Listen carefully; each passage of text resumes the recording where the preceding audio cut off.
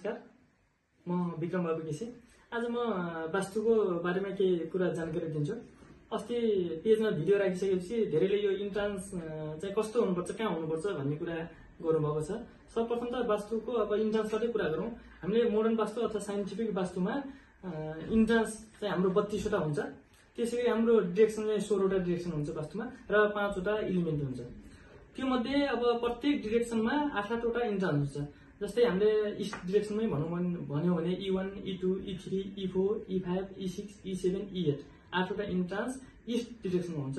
त्यसैगरी वेस्ट डिरेक्सनमा पनि 8 वटा इन्ट्रान्स हुन्छ, W1, W4 देखि W8 सम्म। त्यसैगरी साउथमा पनि 8 वटा इन्ट्रान्स हुन्छ, S1 देखि S8 सम्म। तर नर्थको केसमा चाहिँ अलिकति फरक छ। नर्थको केसमा 3 वटा इन्ट्रान्स हुन्छ, N3, N4, N5 सबैमा E4, E5 सबैमा 4 र 5 हो। तर नर्थको केसमा N3, N4, N5 छ, 3 वटा इन्ट्रान्स छ।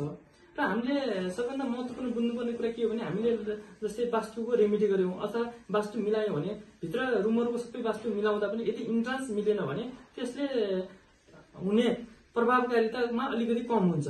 त्यो भनेको जस्तै इन्ट्रान्समा हामीले पोजिटिभ इन्ट्रान्समा नभएर घरको इन्ट्रान्स नेगेटिभ भयो भने बाहिरको नेगेटिभ इनर्जीहरू भित्र मजाले जाने हुन्छ र भित्रको पोजिटिभ इनर्जी पनि बाहिर सँगसँगै जान्न सक्ने सम्भावना बढी हुन सक्छ। त्यसकारण यदि हामीले इन्ट्रान्स बनाउँदैछौँ घरमा भनेपछि यदि E3 तिर हाम्रो इस्टतिर मुख्य द्वार छ भने हामीले E3, E4 र E5 मा इन्ट्रान्स बनाउनु पर्छ। त्यसैगरी साउथतिर हाम्रो घर चाहिँ साउथतिर फर्केको छ भने हामीले S4 र S5 मा बनाउनु पर्छ। S4 र S5 मा इन्ट्रान्स बनाउनुले उसको लग्जरी लाइफमा अनि त्यसपछि मनीको अट्र्याक्सनमा पनि काम गर्छ। त्यसैगरी यदि वेस्टतिर हाम्रो घर वेस्टतिर फर्केको छ, पश्चिमतिर फर्केको छ भने हामीले इन्ट्रान्स राख्ने W4 र W5 मा एकदम उचित हुन्छ।